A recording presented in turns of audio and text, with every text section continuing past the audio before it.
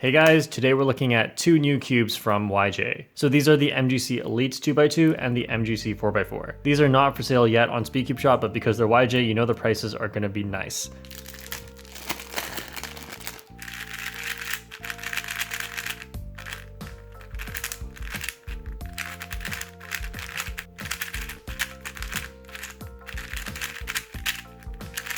The outer layers are actually like super fast. It's kind of hard to control, and usually I say for big cubes being really fast is a good thing, but for 4x4s, a lot of 4x4s have already reached a great speed, and this is probably too fast for me to control. That could just be that I'm not used to it yet, because if a cube is really fast and I can get used to it, then obviously that's a good thing, because it means less effort for things like slice moves.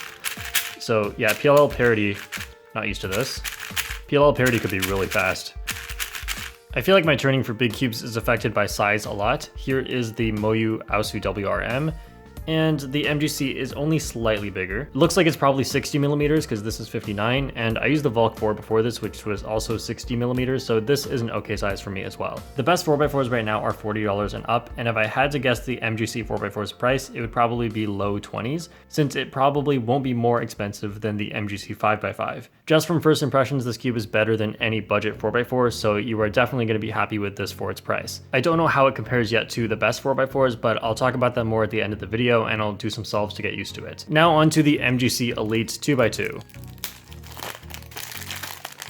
Okay, I just want to mention that the plastic feels a little bit different from other plastics. It's like more friction, a little stickier, I would say. I feel like it kind of started going away on the MGC 4x4, probably just because my hand oils got all over it. So it's kind of a dry friction sort of feel. I'll probably get used to it, but if you're sensitive to surface changes like this, then just keep in mind that other cubes mostly have a smoother and less friction-y feel. Okay, let's try this.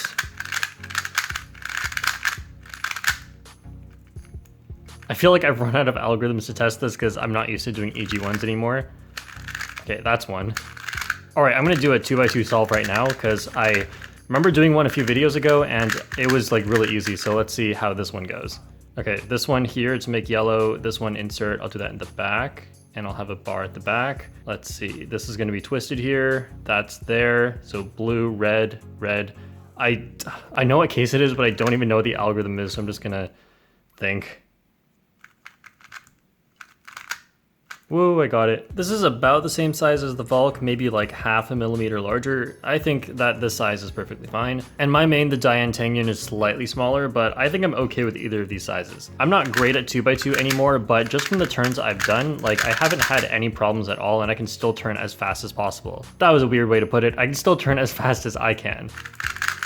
I'm not a 2x2 expert, so I won't be making conclusions here, but my guess is that this is one of the best 2x2s right now, could even be the best one. The MGC Elite 2x2 compared to the Volk out of the box, I think this one is a lot better because it's much faster and I feel like you don't need to try as hard to set it up to make it good. And my main is, or was, the Tangyun. I chose this over the Volk because it's just a lot faster without having to set it up, and I don't want to set up a 2x2 or think too much about 2x2. And the problem with this is the corner cutting, which is kind of hard to show. It seems to corner cut everywhere, but as I'm doing the turns, I don't feel like it corner cuts all the time as well as the Volk. I feel like the MGC Elite 2x2 is just a combination of what I like in the Tangyun and Volk, so this will probably be my main. Just from my testing on this on a bunch of different types of algorithms, I would say I'm already more comfortable on this than on my old main, so I think this will be my new main. All right, back to the MGC 4x4, which I've tested now, and I have to say that I really didn't like it at first. I was still getting good times, but it was really, really hard to control because of how fast it was. So what I did to slow it down was I overlubed it with weight 5. Afterwards, I found it to be a lot better, but right now I am very bad at 4x4, so my judgment on this is not gonna be like 100%.